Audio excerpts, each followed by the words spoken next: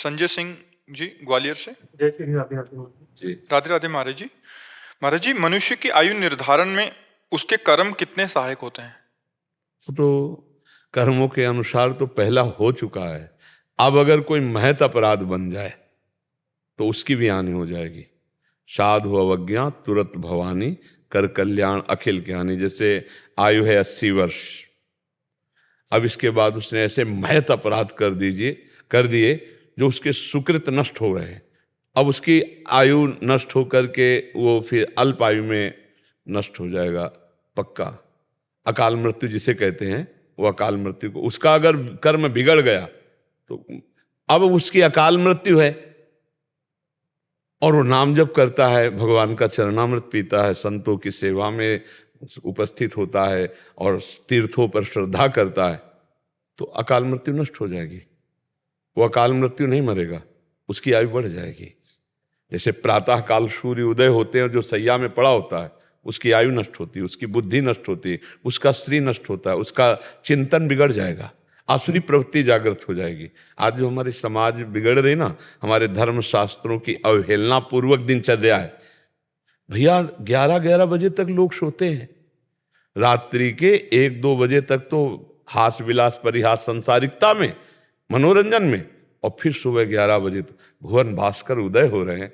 आप अर्घ नहीं दिए, आप प्रणाम नहीं किए, आप उस समय भगवत स्मरण नहीं किए, सैया पे पड़े हो, तो आपकी आयु नष्ट हो जाएगी, आपकी श्री नष्ट हो जाएगी। किसके चेहरे पे कांति नजर आ रही? आप देखो कहाँ कांति नजर आ रही? आपकी बुद्धि भ्रष्ट हो जाएगी। ब्रह्मचर्य आदि महान व्रतों की तरफ आपकी निष्ठा ही नहीं रहेगी। वही बस रुपया कमाओ, पशुओं की तरह भोग भोगो, जीवन व्यतीत कर दो, जीवन का कोई लाभ तो रहेगा ना। तो ऐसों की आयु नष्ट होती रहती है। अब जैसे अकाल मृत्यु है और वो भगवान का नाम जप करता है, चरणामृत पीता है, अकाल मृत्यु हरणम सर्वव्याधि विनाशनम, श्री कृष्ण पादोदकम पीत्वा पुनर्जन्म न विद्यते, भगवत आराधना करता, उसकी अकाल मृत्यु नष्ट हो जाएगी। वो लंबी आयु वाला है, लेकिन वो महान पातक ऐसे ऐसे अपराध कर दिए, उसकी अकाल मृत्यु हो जाएगी। तो कर्मों का तो सारा का सारा योग, कर्म से ही बंधन, कर्म से ही मोक्ष है। कर्म से ही शुभ कर्म करे तो सुख है, अशुभ कर्म करे तो दुख है। कर्म का तो बहुत बड़ा रोल है, बहुत बड़ा योग। कोई भी बिना कर्म किए एक क्षण भी नहीं रह सकता, एक क्षण भी कोई कर्म किए बिना नहीं रह सकता। नींद में भी कर्म होते हैं, मूर्छा में भी कर्म होते हैं। अगर क्रिया ना होती तो मूर्छा जागृत ही नहीं होती, अगर नींद में क्रिया ना होती तो परिपक्व नहीं होती। नहीं कहते यार कच्ची नींद में जगा दिया, मतलब उसमें भी क्रिया हो रही, एक क्षण भी कोई क्रिया, और हर क्रिया का फल है। अब वो क्रिया शास्त्र सम्मत है तो शुभ है, शास्त्र विरुद्ध है तो अशुभ है, भगवद अर्पित है तो शुभ अशुभ दोनों खत्म होकर जीवन मुक्त हो जाएगा। अगर ज्ञान के द्वारा कर्ता भाव रहित है तो जीवन मुक्त हो जाएगा। कर्मों का तो बहुत बड़ा योग है। आप समझ पाए हमारी बात को? संपूर्ण आयु, शुद्ध आयु 80 वर्ष मान लो उसकी आए, और उसने घोर पापाचरण किए तो जल्दी मर जाएगा, और उसकी जल्दी अकाल मृत्यु है। लेकिन उसने अच्छे आचरण किए तो अकाल मृत्यु को काट देगा, आगे बढ़ जाएगा। कर्मों का बड़ा भारी योग है, कर्मों का बड़ा बड़ा प्रभाव है कि बंधन युक्त अनंत जन्म भोगने हैं, लेकिन इस जन्म में ज्ञान प्राप्त करके आप मोक्ष को प्राप्त कर लेंगे, आप भगवत आराधना करके भगवत प्रेम को प्राप्त कर लेंगे।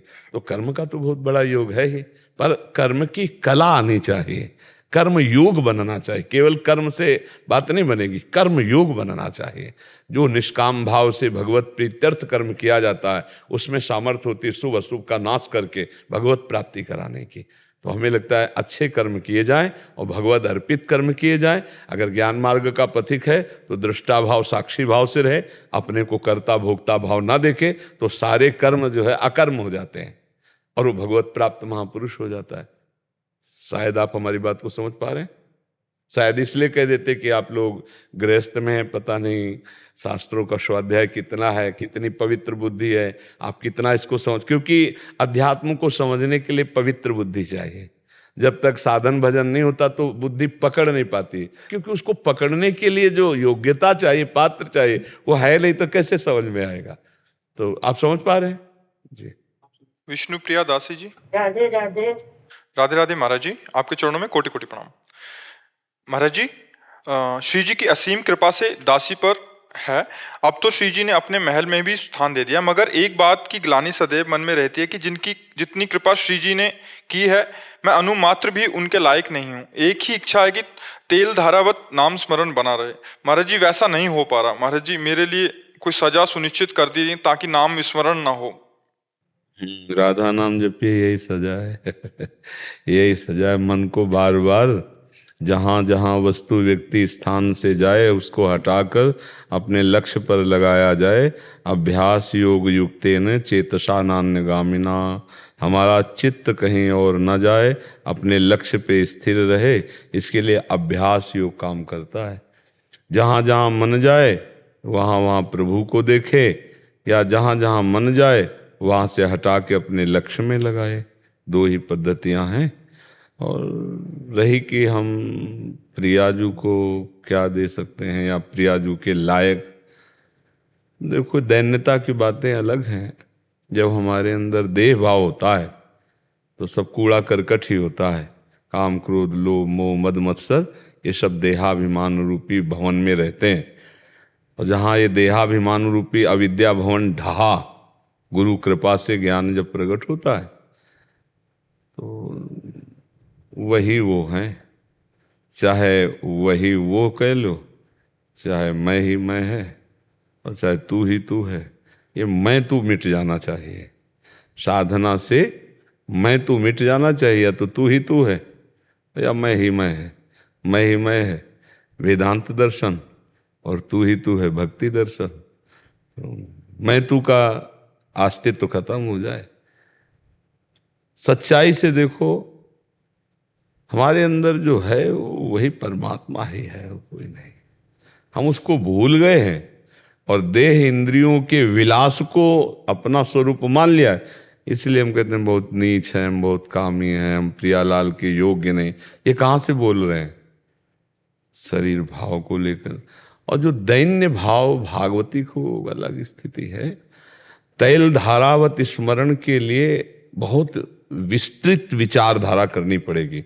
हम तैल धारा स्मरण तभी कर सकते हैं जब पूरी सृष्टि में कोई भी जड़ चैतन्य प्रभु के सिवा बचने न पावे। मात्र एक सच्चिदानंद प्रभु ही विराजमान है। अब जिधर भी दृष्टि वृत्ति जाएगी वो हमारे प्रभु होंगे, जिसे भगवान कह रहे हैं कि मत्ता परतरम नान्यत किंचिदस्ति धनंजय, मेरे सिवा और कोई नहीं है। जहां जहां वस्तु जाए जड़ चैतन्य में एकमात्र प्रिया प्रीतम, एकमात्र श्री कृष्ण। अब हमारा अनन्य चिंतन होने लगा। तैल धारावत चिंतन हमारा तभी होगा जब पूरी सृष्टि में कुछ भी जड़ चैतन्य न रह जाए, सब श्री कृष्णमय। तो जिधर हमारी वृत्ति जाएगी वो अखंड चिंतन हो जाएगा, प्रभु में जाएगी।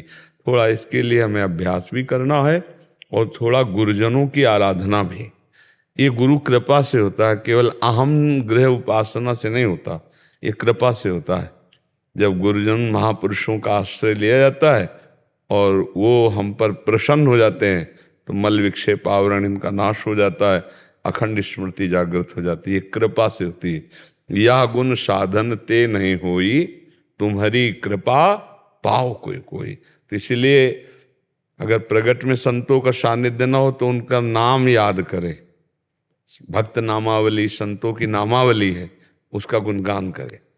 प्रहलाद नारद पराशर पुंडरीक व्यास अम्बरीश सुख शौनक भीष्म दालव्यान रुक्मांगद अर्जुन वशिष्ठ विभीषणादीन पुण्यानि मानि परम भागवतानि स्मरामि। भक्त का स्मरण, संत का स्मरण मात्र अंतःकरण के मल का नाश कर देता है, विक्षेप। और उनके वचन सुनने मात्र से जो लाभ मिलता है वो वर्षों साधना से नहीं मिलता है। तात स्वर्ग पवर्ग सुख धरी तुलाय कंग, तूलन ताय सकल मिल जो सुख लव सत्संग। तो हम संतों का संग करें, संतों का स्मरण करें और भगवान के नाम का जप करें। जहाँ जहाँ मन जाए वहाँ वहाँ से हटा के लक्ष्य पे लगावें, या जहाँ जहाँ मन जाए वहाँ वहाँ प्रभु हैं, ऐसा भाव करें तो हमारा अखंड स्मरण अव्यावृत भजनात् तन्मया स्थिति आ जाएगी, जो हमारे मनुष्य जीवन का परम लाभ है। शशांक दुबे जी मथुरा से। जय श्री राधे। राधे राधे महाराज जी। महाराज जी, पिछले 5 वर्षों से मेरी जिंदगी में बड़ी परेशानियां आई। मुझे इस बात का एहसास हुआ कि ये सब रिश्ते मोह माया है, एक स्वप्न है जिसमें हम सब फंसे हुए हैं। उस समय मैं ना तो भगवान को मानता था ना आपका सत्संग सुना था, लेकिन पिछले 2 साल से मैंने हनुमान जी का भक्त बन गया हूँ और मांस मदिरा का सेवन भी छोड़ दिया है। मैं इस मोह माया और स्वप्न से निकलना तो चाहता हूँ, लेकिन इन सब बातों का अनुभव होते हुए भी सब मोह माया है, माया अपना जाल में मेरे को फंसा ही लेती है। हम कई बार एकांतिक में चर्चा की है कि जीव ज्ञान स्वरूप है, सबको ज्ञान है। जैसे आपसे पूछा जाए कि क्या मोह माया, तो आप उपदेश कर सकते हैं, पूरा अच्छे से उपदेश कर सकते हैं, लेकिन जो ज्ञान है उसका प्रयोग नहीं कर सकते आप। ये बात समझना है। ज्ञान हर व्यक्ति को है, कोई ऐसा व्यक्ति नहीं जिसको ज्ञान ना हो, क्योंकि ज्ञान स्वरूप भगवान का वह अंश है, उसमें ज्ञान है। ये नहीं करना चाहिए, ये करना चाहिए। विधि निषेध का ज्ञान हृदय में बैठे हुए भगवान सबको देते हैं। ए गलत कर रहे हो, लेकिन गलत जान करके भी हम जो करते हैं उसका कारण है हमारी असमर्थता। वो असमर्थता है अज्ञान, वो अविद्या है। जब हम नाम जप करते, खुली बात है, जब नाम जप करते हैं तो हमारा हृदय पवित्र होता है। पवित्र हृदय में ज्ञान का जागरण होता है, और जिसमें ज्ञान होता है वही अपनी इंद्रियों को समेट पाता है। श्रद्धावान लभते ज्ञानम तत्परा संयतेन्द्रिया। ये अभी ब्रह्मबोध नहीं हुआ, ये अभी शास्त्र ज्ञान, अभी धर्म विधि निषेध का ज्ञान। जब ये ज्ञान प्राप्त होता है तो इसका परिणाम क्या होता है? अपनी इंद्रियों को संयम में करना। हमें ज्ञान तो है पर इंद्रियों का संयम नहीं है, जिसे आप कहते हैं माया बार बार परास्त कर देती है। माया क्या है? भ्रम। भ्रम क्या है? भोगों में सुख है। हम अपने स्वरूप को भूलकर बार बार भोगों के सुख में गिर जाते हैं, तो हम में कोई कमी है। जो हम ज्ञान प्राप्त किए हैं, जो हम जानकारी प्राप्त किए हैं, उसका प्रयोग नहीं हो पा रहा है। मूल बात है भोगों में सुख बुद्धि। अब इसको मिटाने के लिए हमें पावर चाहिए। तो जैसे सन्यास में प्रणव दिया जाता है, भक्तों को भगवान राम कृष्ण श्री हरि का नाम दिया जाता है, जैसे हम राधा राधा रटते हैं। ये किसी भी प्रकार से संसार का चिंतन छूटना और परमात्मा का चिंतन होना, आपके अंदर अध्यात्म पावर का जागरण होना है। देखो, लौकिक बात बता रहे हैं। जब आप 6 घंटे नींद में सोते हैं, कोई साधना नहीं होती है, पर 6 घंटे संसार का विस्मरण होता है, तो आपको कैसा महसूस होता है? आहा, आज बहुत अच्छे से सोया। तो आपकी इंद्रियों में एक तेज आता है, एक बल आता है, आपका एक उत्साह बढ़ता है, आज बहुत अच्छे से सोया। क्यों? सोने में क्या है? तमोगुण निद्रा जनित कोई सुख है? बात उसमें खास ये निकली कि 6 घंटे आप संसार का चिंतन नहीं किए। खास बात पकड़ना। और अगर 6 घंटे भगवत चिंतन करते हुए संसार का चिंतन न करते, तो यही समाधि सुख को प्राप्त करवा दे, यही परमात्मा अध्यात्म बल प्रदान कर दे। जब हम 6 घंटे नींद में संसार का चिंतन नहीं करते, तो हमें एक नया ओज, नया बल आ जाता है। नहीं आ जाता है? हम खूब मेहनत करने के लिए तैयार हो जाते हैं। और अगर हम कहीं 6 घंटे भगवान के चिंतन से युक्त होकर संसार का चिंतन छोड़ दें, तो अपार बल आ जाए। फिर हम अपने ज्ञान का प्रयोग कर सकते हैं। जो जानकारी हमारी है कि ये गलत है, नहीं करना चाहिए, पर हम कर रहे हैं, उसका कारण है भजन की कमी। इसीलिए गोस्वामी जी ने बिल्कुल हिंदी भाषा में लिखा है, बारी मथे ग्रच होय बरु सिकता ते बरु तेल, बिनु हरि भजन न भवतरी या सिद्धांत अपेल। पानी मथने से घृत घी भले हो जाए, बालू के पेरने से तेल भले हो जाए, संभव। मतलब ये असंभव संभव हो सकता है, बिल्कुल गोस्वामी जी कह रहे हैं, पर बिना भजन के इस संसार के भ्रम से मुक्त नहीं हुआ जा सकता। बिनु हरि भजन न भवतरी या सिद्धांत पेल। इसलिए सबसे प्रार्थना है, जो नाम आपको प्रिय लगे नाम जप करो, या जो गुरुदेव ने मंत्र नाम दिया हो सतत उसका चिंतन। इन के इन प्रकारेण संसार का विस्मरण और भगवान का स्मरण ही वही भक्तों के भगवान हैं, प्रेमियों के लाडिले हैं, योगियों के परमात्मा हैं, ज्ञानियों के ब्रह्म हैं। कहने को विविध हैं, वो है एक ही परमात्मा तत्व है। बिना सत चिंतन के आप अपनी जानकारी का प्रयोग नहीं कर सकते। बिना भगवत चिंतन के, बिना भजन बल के, जानकारी तो बहुतों के ज्ञान सुन लो, फर्राटेदार खूब है, बहुत ज्ञान है, लेकिन उसका जब प्रयोग का समय आता है तब हम हार जाते हैं। ये नहीं करना चाहिए, पर उसमें सुख बुद्धि इतनी प्रबल हो जाती है कि हमारा ज्ञान फेल हो जाता है और हम वहाँ उस आचरण को कर बैठते हैं जो नहीं करना चाहिए।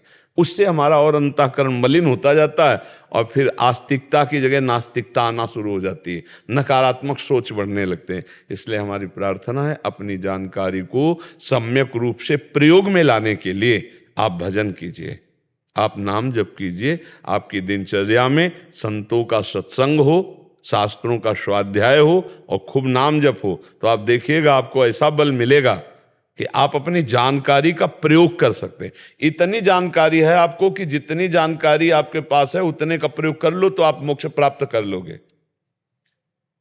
कौन नहीं जानता कि राम नाम सत्य है, संसार झूठा है? कौन नहीं जानता?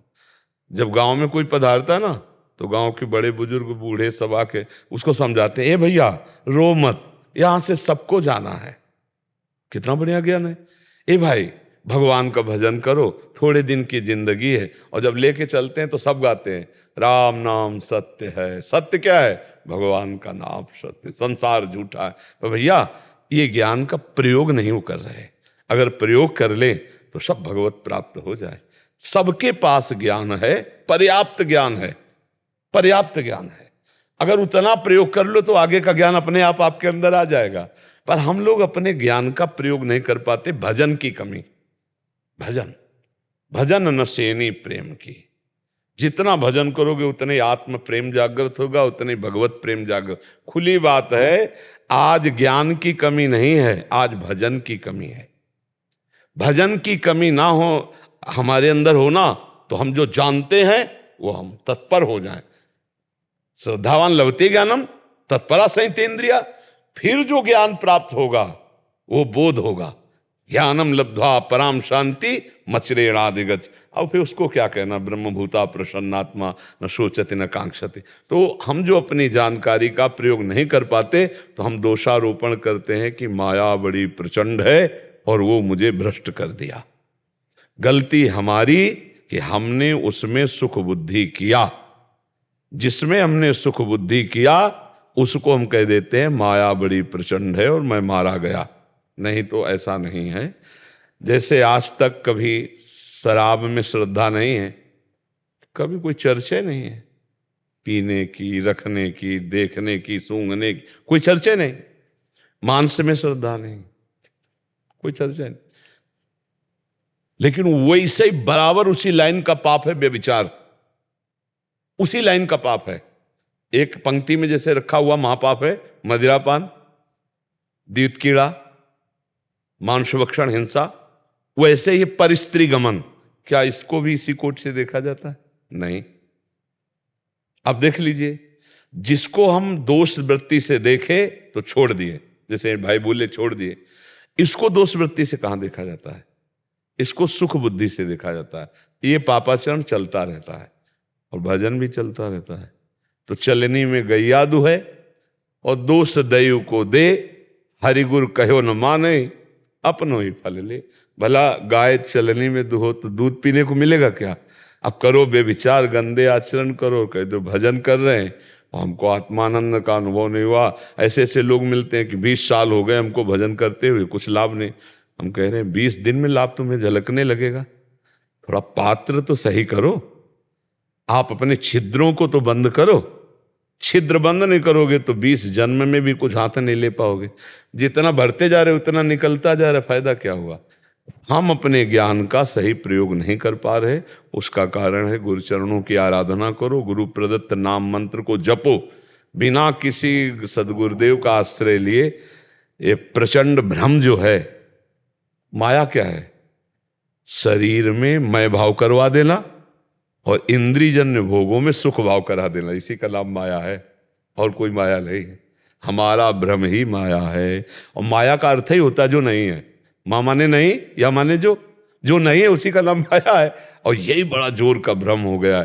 तो नाम जप करो, किसी संत महापुरुष का आश्रय ले लो, उनके बताए हुए मार्ग पे चलो, उनके विरुद्ध आचरण ना करो तो बढ़िया मार्ग प्रशस्त हो जाएगा। भगवान की कृपा से आप जान जाओगे कोई माया नहीं, कोई माया परास्त करने वाली नहीं। कहाँ किसी को माया दिखाई दी क्या? हमें बताओ, किसी को माया आज तक मिली हो, दिखाई दी हो? आपका जो भ्रमात्मक आकर्षण, उसी का नाम माया है। आप जो गलत कर रहे तो बोले माया बड़ी प्रचंड है, हमको परास्त कर दिया। माया बड़ी प्रचंड का मतलब तुम्हारा भ्रम बड़ा प्रचंड है कि इस इंद्रियजन्य भोगों में अधर्माचरण करते हुए विचरण कर रहे हो। गुरु चरणों का आश्रय लो, उसको छोड़ दो, खत्म हो गया। जो माया सब जगह ही नचावा और जास चरित लख काहु न पावा, उसका चरित्र यही है कि वो भ्रम में, सुखों में जहां है नहीं लेकिन दिखाई दे रहा है, मनुष्य को फंसाए हुए, जीवों को फंसाए हुए। ये संत महात्मा जब गुरु कृपा से बात जान जाते हैं तो उसी में रहते हुए निर्विकार रहते हैं। जैसे एक भुना हुआ चना है और एक सादा चना है, तो सादा चना को जब पानी और रज मिलेगी, मिट्टी, तो अंकुरण हो जाएगा, लेकिन भुने चना को नहीं। तो जिसे ज्ञान अग्नि के द्वारा अपनी वासनाओं को भस्म कर दिया, वो भुना हुआ चना है। वैसे ही सब परिवार घर में रहते हुए भी उसमें कोई फर्क नहीं है। तो हमारा ज्ञान जो है उसका प्रयोग हो जाए, इसके लिए हमें खूब नाम जप करना है। भैया बिना नाम जप के कुछ, हमारे हर प्रश्न का आखिरी उत्तर नाम जप है, क्योंकि भजन के बिना कुछ भी नहीं होना है। चाहे जितना आप शास्त्र ज्ञान पढ़ लो, चाहे जितना प्रवचन दे लो, चाहे जितना प्रवचन सुन लो, जब तक आप मनन नहीं करोगे, भगवत चिंतन नहीं करोगे, नाम जप नहीं करोगे, तब तक आप में आध्यात्मिक विकास नहीं होगा। जब तक आध्यात्मिक विकास नहीं, तब तो भ्रम परास्त ही करता रहेगा। तो इसलिए हमारी प्रार्थना है, खूब नाम जप करो, सत्संग सुनो, शास्त्रों का स्वाध्याय करो और जो ज्ञान है उसके अनुसार चलने की चेष्टा करो। रेखा जी ग्वालियर से। राधे राधे महाराज जी। महाराज जी, पूजा करते समय यदि मन में कोई गलत विचार आए तो भगवान पूजा स्वीकार करते हैं? हाँ, क्योंकि मन तो तरंगायमान है। हो सकता है जिस समय आप पूजा कर रहे हो उसी समय भगवान के विरुद्ध चिंतन कर रहा हो सकता है कोई गंदा विषय चिंतन कर रहा हो। तो हमारी अभी प्रारंभिक स्थिति है, हम प्रारंभिक स्थिति में भाव से भगवान की पूजा करना चाहते हैं, पर मन हमारा विषयों में भाग जाता है। तो भगवान जानते हैं कि उनकी प्रबल माया है, ये भी जानते हैं कि मन मलिन है, विषयाकर्षण में जा रहा है, पर ये मेरी पूजा करना चाहता है। तो भगवान पूजा में जो तुम्हारा भाव है उसे स्वीकार करते हैं। जैसे आपने बढ़िया सुंदर भोग लाए और उसमें जो आपके अंदर उत्साह है कि आज मैं ये भगवान को पवाऊंगा, वो भगवान तुम्हारा भाव पाते हैं। अब हमारा मन पूजा में नहीं जा रहा, लेकिन हम भगवान की पूजा कर रहे हैं, भगवान की आरती कर रहे हैं, तो वो जो हमारा भाव है उसे हमारे भगवान स्वीकार करते हैं। आपका भाव भगवान स्वीकार करते हैं, आपकी वस्तुएं आपको वापस मिलती हैं। जैसे भोग की थाल भगवान को अर्पित करते हैं तो वापस आ जाती है ना, एक कौरा भगवान नहीं पाते, लेकिन आपका भोग लग गया, भगवान ने पाया। क्या? जो आपने भोग बनाते समय भाव किया, जो भोग लगाते समय भाव किया। भगवान कहते भाव का भूखा हूं मैं। भगवान पदार्थों के थोड़ी भूखे, ये तो नाशवान पदार्थ है जो 6 घंटे में मल बन जाते हैं। भला सच्चिदानंद भगवान को एक कैसे प्यारे हो सकते हैं?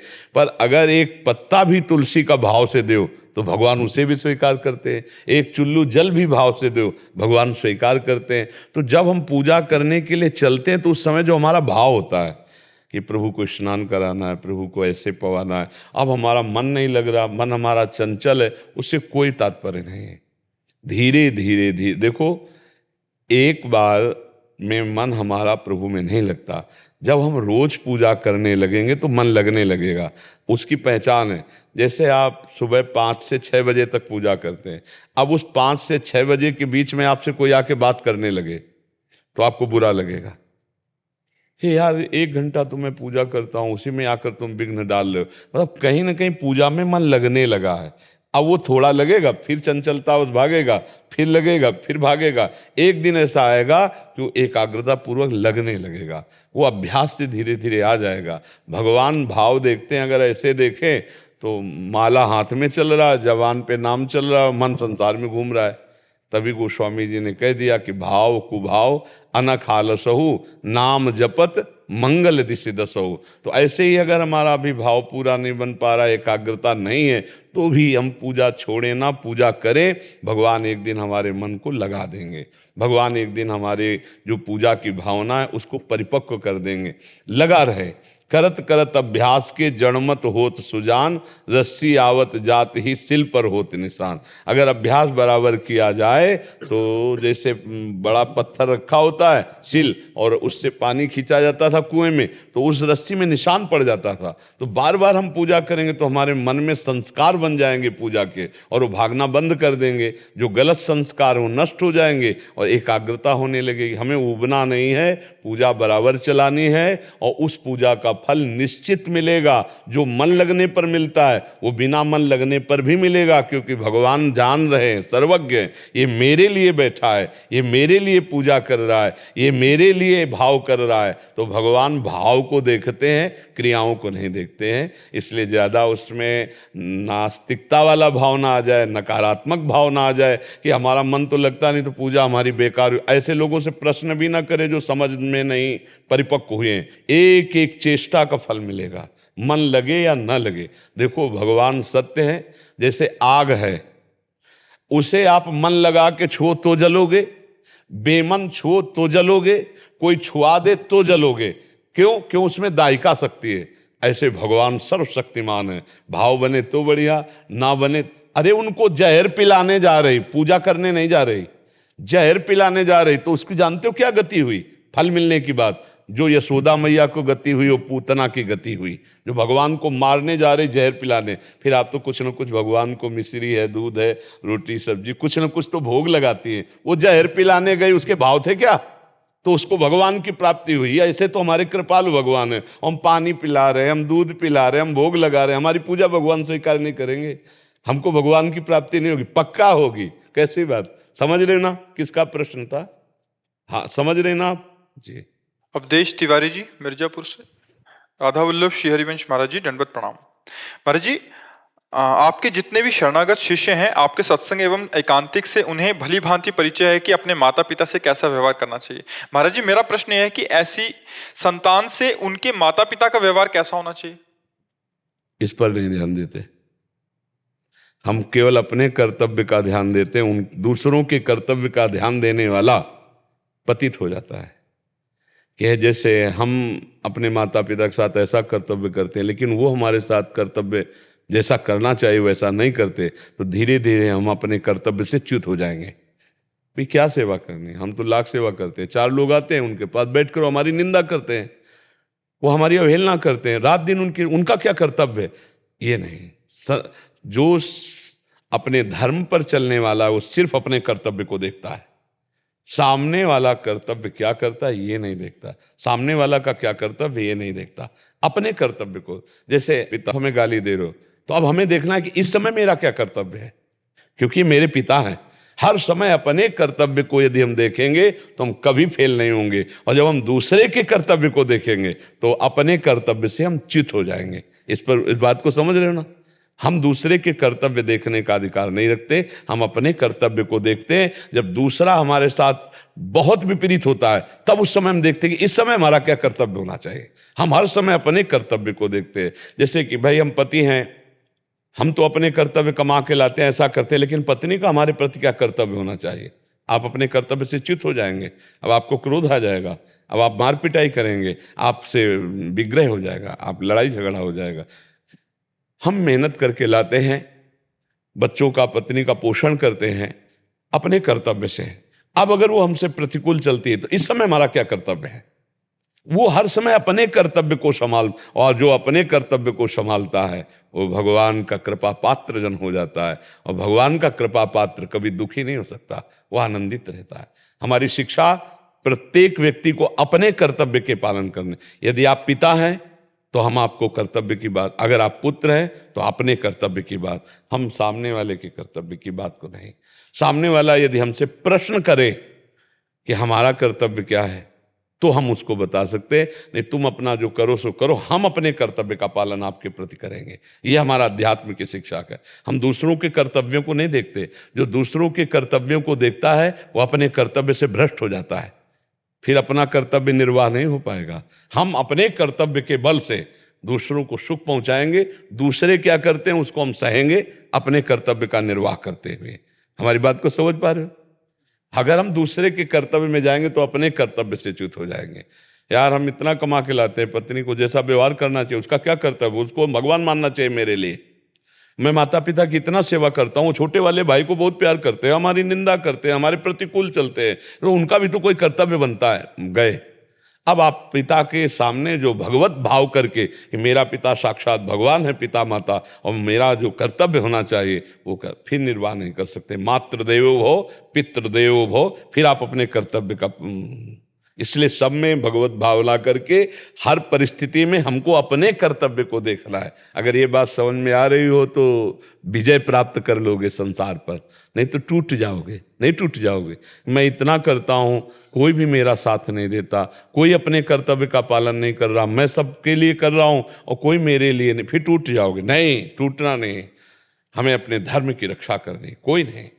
उस स्थिति में भी मेरा क्या कर्तव्य है ये मैं पालन करूंगा। मैं तुमसे आकांक्षा नहीं करता, मैं भगवान से प्यार की आकांक्षा करता हूँ, उनकी कृपा की आकांक्षा करता हूँ, वही आगे निकल पाएगा। और जो दूसरों के कर्तव्य का चिंतन करता है अपने कर्तव्य को खो देता है, क्योंकि दूसरों के कर्तव्य चिंतन में गुण दोष होगा, और जहां गुण दोष का चिंतन होगा वहां माया ढक लेगी। सुनो तात मायाकृत गुण और दोष अनेक, गुणया उभय न देखी देखी सो विवेक। देखना ही नहीं है, हमें अपने कर्तव्य को देखना है। समझ पा रहे आप? इस पे कोई संशय है जी? महाराज जी इसके अलावा एक प्रश्न था, जैसे इसी के संबंध से एक प्रश्न है, माता पिता का, जैसे इनका तो हो गया ये हमारा व्यक्तिगत, बट एक माता पिता जब शरणागत हैं या बिना शरणागत हैं, ऐसी स्थिति में जब उनके पुत्र अच्छा व्यवहार कर रहा है तो उनका क्या कर्तव्य होना चाहिए? अगर सीख अगर हमें लेनी हो, हम माता पिता हैं, तो उनके लिए आपका क्या उपदेश है? देखो, पहली बात तो ये है कि हमारा प्रत्येक कार्य भगवत भाव से देने का उपदेश है। पुत्र अपने पिता को, माता पिता को भगवान की भावना से देखे, तो माता पिता अपने पुत्र में भगवत भावना करे। भगवान मेरे घर में पुत्र रूप से हैं, मेरा कर्तव्य है इनको पढ़ाना लिखाना, स्वस्थ रखना, सतमार्ग में चलाना, चाहे डांटना फटकारना ही क्यों ना पड़े। अगर भगवत भाव नहीं है तो फिर वो नहीं चल पाएगा। हमारा अध्यात्म चलता ही भगवत भाव से है। अगर पुत्र में भगवत भाव नहीं है, पत्नी में भगवत भाव नहीं, परिवार में भगवत भाव नहीं, तो मोहाविष्ट होगा। मोहाविष्ट ममता राग से युक्त होने के कारण वो सही निर्णय नहीं कर पाएगा। सही निर्णय न करने के बाद थोड़े दिनों के बाद वो अपमानित होने लगेगा। फिर उसकी बुद्धि देखो ना, बूढ़े लोगों की स्मृति नष्ट होने लगती, बूढ़े लोगों की भाषा बदल जाती, बूढ़े लोगों को धैर्य नष्ट होने लगता है। क्यों? क्योंकि उन्होंने सही से धर्म का पालन नहीं किया। नहीं, आप किसी वृद्ध महात्मा को आप देखिए, बहुत ही वृद्ध हो, लेकिन आप उसमें धैर्य पाएंगे, आप उसमें सद्चिंतन पाएंगे, भगवत स्मृति पाएंगे, क्योंकि धर्म का पालन किया। अजयनंद गिरी जी स्वामी जी, हिमाचल प्रदेश से। राधे राधे महाराज जी। महाराज श्री, हम जप नित्य ही करते हैं, जो हमारी नित्य क्रिया है। अब सिर्फ राधे रानी को देखते रहें ये मन करता है महाराज जी, इसके लिए? बस निहारते रहें जो भी प्रतिमा है, और शांत रहें, किसी से कोई बात नहीं करें। हाँ, इच्छा तो बहुत पवित्र और उत्तम है, पर इसके लिए रोना पड़ेगा, है ना? बिन रोए किन पाइया प्रेम प्यारा में, जिसपे तुम हो रिझते क्या देते यदुवीर, रोना सिसकना तड़पना आहों की जागीर। इसमें साधना बल काम नहीं करता। जो हमारी प्रिया जो है, इनको देखने के लिए साधना बल काम नहीं करता। सबे अंग गुणहीन हो ताको यतन न कोई, एक किशोरी कृपाते जो कछ होय सो होय। अपने में कोई साधन बल नहीं कि हे लाडली मैं आज ध्यान लगाऊं और आपको देख सकूं, आप कृपा करो और मेरे नेत्र गोचर हो जाओ। और इसके लिए एक ही उपाय है कि जब हृदय में पीड़ा होती है जिससे मिलने की, और मिलन की असमर्थता होती है, वह एक ही बात होती है, रो देना, और हमारा कोई बल नहीं। रुदु सुशरम राजन कृष्ण दर्शन लालसा। एकांत में बैठकर हम प्रियाजू से प्रार्थना करें, उनसे दैन्य होकर के रोएं कि लाडली आप कृपा कर दो, तो वो करुणा समुद्र, वात्सल्य समुद्र, दया समुद्र हैं, वो हमारे मानस नेत्र खोल दें। उन्हीं नेत्रों से हम देख पाए। चर्म चक्षुओं से प्रियाजू का साक्षात्कार नहीं होता। प्रियाजू के साक्षात्कार के लिए प्रीति के नेत्र होते हैं, जो मानस नेत्रों में प्रेम नेत्र, उन्हीं प्रेम नेत्रों में हम प्रियाजू को देख पाते हैं। जैसे आत्मस्वरूप का बोध ज्ञान चक्षु से होता है, ऐसे प्रियालाल का साक्षात्कार प्रेम चक्षु से होता है। हित के नयन निहार, प्रेम के नेत्रों से उनको। अब ये नेत्र त्रिगुणात्मिका प्रकृति को तो देख सकते हैं जहाँ तक, लेकिन त्रिगुणातीत तत्व को नहीं देख सकते। तो हम प्रियालाल से एकांत में प्रार्थना करें और उनके लिए रोएं और उनकी लीलाओं का गायन करें। जो रसिक महापुरुषों द्वारा दिव्य पद गायन किए गए हैं प्रियाजू की रूप माधुरी की, लालजू की रूप माधुरी, तो जब हम उनका यश गाते हैं तो वो प्रसन्न होकर के कृपा करके हमारे नेत्रों में प्रकाशित हो जाते हैं, हमारे हृदय में प्रकाशित। नारायण या गौर श्याम को हृदय निकुंज बसे। तो निरंतर नाम जप बिना किसी बाह्य हरकत के, अंदर ही अंदर। हमारे यहाँ एक भोरी सखी जी बहुत सिद्ध महापुरुष हुए हैं, तो उन्होंने कहा है कि नाम श्वास दो विलक चलत हैं, इनको भेद न मुँह को भावे, श्वास ही नाम नाम ही श्वासा, नाम श्वास को भेद मिटावे, रोम रोम जब रग रग बोले, तब का स्वाद नाम को पावे।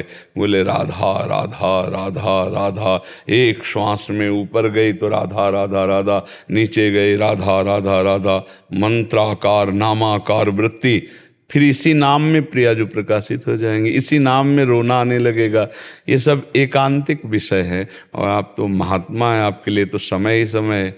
गृहस्थी के लिए तो ये समस्या है कि बहुत से नाना प्रकार के कार्य हैं, तो उनमें वो कह सकता है कि हमें ऐसी अवस्था कहाँ प्राप्त हो सकती। लेकिन अपने लोगों को तो सर्टिफिकेट दे दिया संसार से पास होने का, एकांत ही एकांत। आप चाहो 24 घंटे किसी से न मिलो, आपके ऊपर किसी का अधिकार नहीं। संत का किसके, आप चाहो मिल सकते हो, आप चाहो वार्ता कर सकते हो, आप चाहो तो किसी से ना मिलो। और जब किसी से नहीं मिलोगे तो वो स्वयं भोजन व्यवस्था कर देगा, मांगने की भी जरूरत नहीं पड़ेगी। वो स्वयं, भगवान कह रहे हैं योगक्षेमम वाम्यम, एकमात्र तुम्हारा केवल कर्तव्य, अनन्यस चिंतयन्तो माम ये जनाः परिपासते तेषाम नित्याभियुक्ता नाम योगक्षेमम। मैं स्वयं अप्राप्ति की प्राप्ति कराऊंगा और प्राप्ति की रक्षा करूंगा, तुम केवल मेरा चिंतन करो।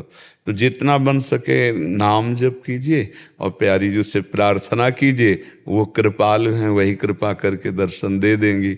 और एक बार दर्शन हो गया तो कभी अदर्शन नहीं होता, वो छा जाता है। जड़ चैतन्य कछु नहीं दिखत, जित दिखत तित श्याम खड़े, बिवहल बिकल संभार न तन की, घूमत नैना रूप भरे, करनी अकरनी दो विधि भूले, विधि निषेध सब रहे धरे, नरहरिदास ते भय बावरे, जे या प्रेम प्रवाह परे। प्रेम प्रकाशित हुआ, प्रीतम की छवि, तो रूप छके घूमत रहें, तन को तनिक न भान, नारायण दृग जल बहे यह प्रेम पहचान। अपने प्यारे की रूप माधुरी में छके हुए घूमते, उनको किसी भी तरह का कोई भी अन्य चाह नहीं रह जाती। और जब तक अन्य चाह है तब तक इष्ट का साक्षात्कार नहीं होता। गोस्वामी तुलसीदास जी ने लिखा, जा ही न चाही कबहु कछु, तुम सन सहज सने, बसहु निरंतर तासुर, सो राउर निज गे। समस्त चाहों को मिटाकर एक चाह प्रबल कर दे कि अब मुझे भगवत साक्षात्कार करना है। अब जब तक प्रभु का साक्षात्कार नहीं होगा कोई मनोरंजन नहीं, न खाने का मनोरंजन, न नेत्र का मनोरंजन, न श्रवणेन्द्रिय का मनोरंजन, और निरंतर नामाकार वृत्ति और उदर अल्पाहार। अभी अभी रंग आने लगेगा, अभी व्याकुलता बढ़ने लगेगी। रात दिन जब नाम जब शुरू हो जाए तो फिर प्रभु छुप कहाँ सकते हैं, वो तो तैयार है मिलने के लिए। अगर वो मिलने के लिए तैयार ना होते तो हम लोगों को मार्ग ही नहीं मिलता, अपनी माया में फंसा देते। जब हमें मिलना चाहते तभी तो मार्ग दिया है। इसलिए आप खूब नाम जप कीजिए, प्रभु से प्रार्थना कीजिए। कुशाग्र पचौरी जी। राधे राधे प्रभु जी। राधे राधे महाराज जी। महाराज जी, घर पर लड्डू गोपाल जी हैं, उनको एक बार पहनाई गई पोशाक क्या हम धोकर फिर से पहना सकते हैं? हाँ, क्यों नहीं पहना सकते। अपने ठाकुर की 2-4 पोशाक रखे, तो आज ये पहना दी, कल वो पहना दी, और लगा कि अब धोने लायक तो धो के फैला दिया, फिर पहना दिया। अपने घर के ठाकुर हैं, तो ऐसा पहनाया जा सकता है। साल 2 साल में जब ऐसा लगा कि पोशाक अब परिवर्तन करनी चाहिए, तो गंगा यमुना के किनारे पार्श्व में गड्ढा खोद कर वहाँ ऐसे विराजमान तब समाधिस्थ कर दे, नई पोशाक फिर बना के पहनावे। पर ऐसे वैसे फिर प्रसादी वस्त्र इधर उधर नहीं होना चाहिए, अपमानित नहीं होना चाहिए। क्योंकि महाराज जी प्रसादी बोला जाता है ना, तो एक तो भोजन प्रसादी हो जाता है, तो एक बार जो भोग लग गया तो उसको फिर से नहीं जाना, बट एक बार जो पोशाक उतारी है या आभूषण है वो डाल सकते। वो हाँ, अलग अलग प्रसादी का है। हाँ, जैसे मानो गुलाब का फूल है, जी महाराज जी, एक बार। अब जैसे कमल का फूल है, वो हम कई दिन प्रयोग में ले सकते हैं। कमल के फूल का प्रयोग कई दिन प्रयोग, मतलब 5 दिन का बासी फूल है तो भी हम चढ़ा सकते हैं। और एक जैसे मौल श्री 3 दिन का बासी फूल भी हम चढ़ा सकते हैं। अलग अलग प्रसादी का अंतर होता है। जैसे हम माला बनाई उसकी मौल श्री की, तो हम आज भी पहनाएंगे, कल भी पहनाएंगे, परसों भी पहनाएंगे। हाँ, वस्तु का एक प्रभाव होता है। अब जैसे स्वर्ण की मोतियों की माला है, हम उसे साल 2 साल पहनाएंगे, उसका थोड़ी कि एक बार पहना दिया प्रसादी हो गया।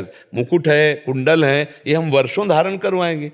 कुछ चीजें ऐसी होती है जो तत्काल के बाद फिर प्रसादी फिर वो नहीं पहनाई जाती। लेकिन पोशाक है, आभूषण है, उनमें से कुछ पुष्प ऐसे हैं, कुछ ऐसे धातु के जो आभूषण, सिंहासन, ये पात्र, ये ऐसे चलते हैं प्रसादी। उनका लेके एक बार प्रयोग हुआ तो दोबारा प्रयोग नहीं होता। जैसे जो मालाएं मतलब मुरझा सी गई हैं, जो ऐसे हो गई हैं, तो उनको हम यमुना जी हैं ऐसे कर सकते हैं। बट जो अगर ठीक है मालाएं, तो उनको हम फिर से पहना अलग फूल की, जैसे गुलाब की है तो एक बार धारण करवाने के बाद दोबारा नहीं धारण कर सकते। लेकिन मौल श्री की छोटी, वो 3 दिन तक धारण करवाई जा सकती है। ऐसे कई पुष्पों का अलग अलग वर्णन है। और जैसे धातु के, स्वर्ण की है या मोतियों की है, ये तो साल 2 साल हम रोज धारण करवाएंगे। उतार के रख दिया, फिर धारण करवा दी, उतार। अब ऐसा हो कि आभूषणों का आप एक बार धारण हो गए, दोबारा धारण, तो ऐसा तो कोई नहीं कर सकता भाई।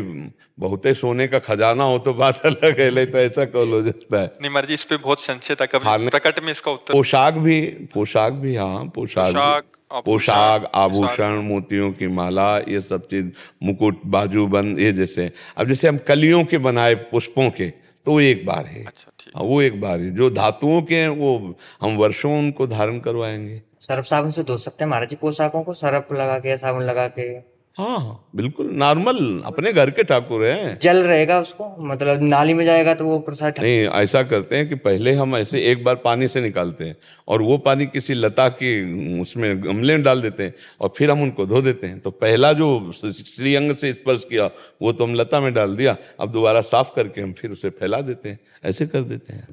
रज का भी ऐसे होता है कि रज भी फिर ऐसे नीचे लग जाती है पानी से। हाँ, इसके कोई परेशानी नहीं, इसके कोई परेशानी, वो तो रज धोएंगे भी, नीचे भी जाएगी। हाँ, लेकिन अगर राधा नाम लिखा तो हाँ, इसीलिए हम इसका निषेध करते हैं। मगर रज तो लगाना चाहिए, रज तो वैसे। गिरिराज जी से आए हमारे जी, नाथ द्वारा मंदिर है वहाँ से। इसीलिए खड़े हो गए कि भगवत प्रसाद पधारा है ना, साक्षात प्रभु पधारा मेरे नाथ हो भाग्य। राजी काल मनोरथ सिद्ध हुए, ठाकुर की कृपा हुई। नागरू वाला जयकारो तो जो गुरु ने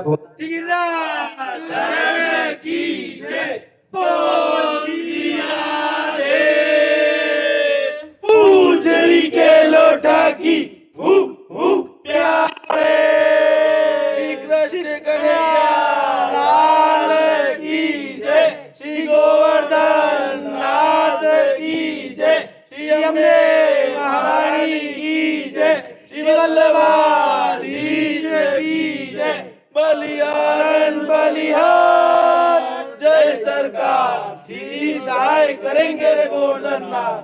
जय हो बंसी वाले खमा खमा, बड़ी मौज है तेरे दरबार में, चकाचक है चक्र सुदर्शन धारी, तेरा भरोसा भारी, बड़े शरण गिरधारी, लाखों लाज हमारी, पेट गिरा शिखर पे खबर लो हमारी, माथे पे तेरा हर नजरा, आ गए तेरे गैयन के बछड़ा, ले आ गए रे बछड़ा, खमा ब्रजराज खमा। क्या धन्य आपने निहाल कर आपके दिया। दर्शन हो गए बाबा, लाओ सबको धन्य हो गए दुपट्टा बाबा, पहनाओ। धन्य हो गए बाबा, आज सखियों को चुनरी लाओ। बाबा आज ऐसे हो, हम निकले तो हमने कृष्ण ठाकुर जी से की नहीं कि आज हम तुम्हें सासरे जा रहे हैं, तो हमारा मान मिलेगा कि हमको ना दर्शन ना होंगे। तो प्रभु ने ऐसा मान दियो बाबा कि हम कल्पना ही ना कर सके। जी जी ले और श्री जी बाबा हम दंडोत कर रहे हैं बाबा आपकी। जो बाबा आज धन्य हो गए। आप तो हमारे पूज्य है, आप हमें सौभाग्य प्रदान करने के लिए आए हैं। ना ना बाबा हम तो आप दर्शन करने के बाद कुटुंब परिवार कुटुंब को लेके आए बाबा सबको, सब पूरे बड़े बुजुर्ग सब। और श्रीनाथ जी की इच्छा है, राधा रानी की इच्छा है, आपके दर्शन हो गए बाबा, पूरी यात्रा सफल हो गई। पूरी यात्रा सफल हो गई। क्या सुनाओगे बच्चा? अथर्ववेद सुनाएंगे। अच्छा सुना दो।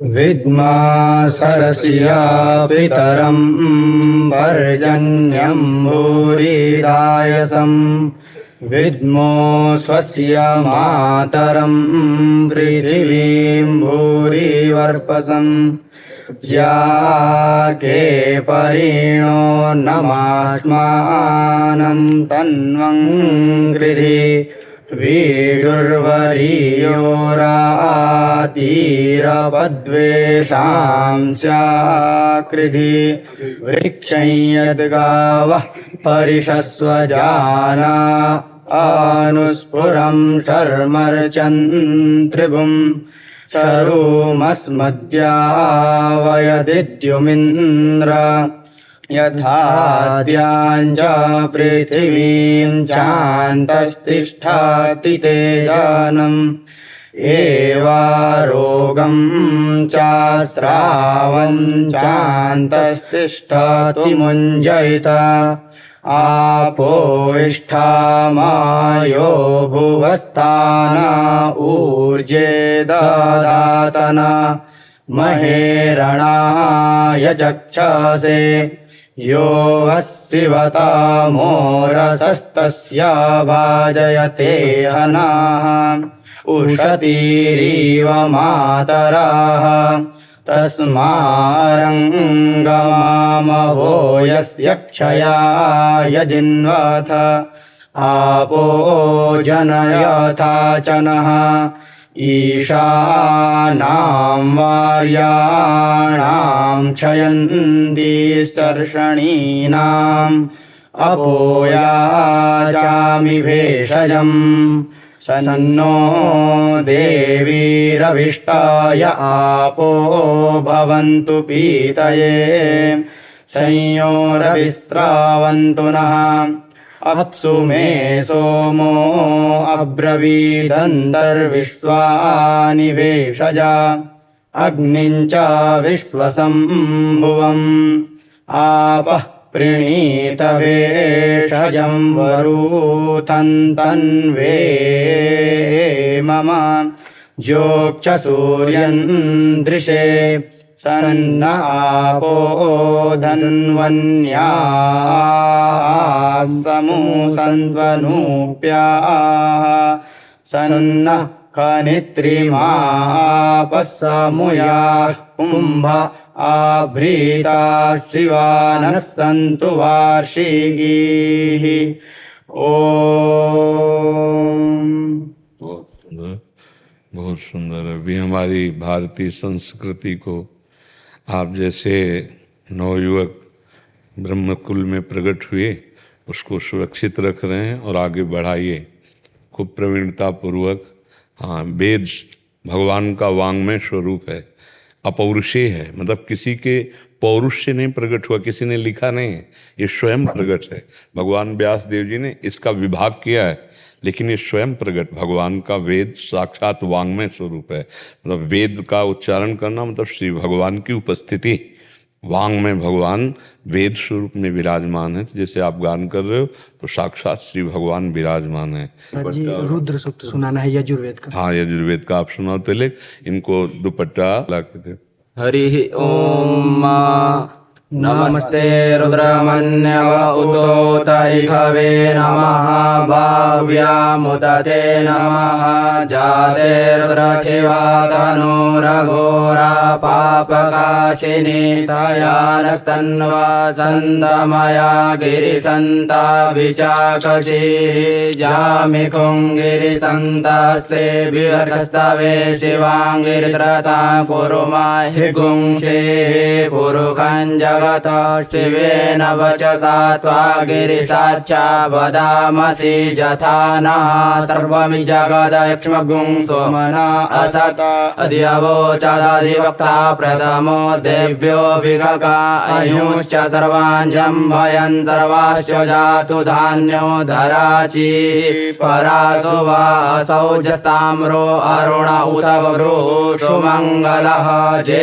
जैन गुं रुद्रा अवितो दिक्षुश्रिता सहस्रसो वैका गुङ्गेड ईमहे असौजो सर्वति नीलग्रीवो विलोहितः उदैनं गोपा अदृश्नन्नुदार्जः सदृष्टो मृडयाति नः नमोऽस्तु नीलग्रीवाय सहस्राक्षाय मीढुके अतौजे अस्य सत्वानो हन्तेभ्यो परन्नमः वरमञ्च धन्वनस्तमुभयोर्रात्न्योर्जामा जाश्च ते हस्तैखवा पराता भगवो बपा विजयन्धनो कपर्दिनो विशल्यो बाणमा उत अनेसन्नस्य जा इकव आभुरस्य निकङ्गदे जाते तिर्मे दुष्टमास्ते बभूवते धनु तयास्मान् विश्वतस्त्वमयक्ष्मया परिभुजा परिते धन्वनो हेतिरस्मान् वृणक्तु विश्वतः अथो जाय बुधस्तवारे अस्मन्निदेहितं मा अवतत्यधनुष्टगुं सहस्राक्षसते खुदे निषिर्जसल्यानां मुखा शिवो नः सुमना भव नमस्त आयुधायाना तथाय धृष्णवे उभाभ्यामुतते नमो बाहुभ्यां तव धन्वने मानो महान्तमुतमानो अर्पकं मान उक्षन्तमुतमानो उक्षितं मानोपदेः पितरं मोतमातरं मानः प्रियास्तन्वोर्द्ररीरिकः मानस्तोकेतनये मान आयुकिमानो गोपमानो अश्वे पुरीरिकः मानो वीरान्द्रवाविनोपदीरिकवन्तः सदमित्वा हवामहे हरिः ॐ मा विराज।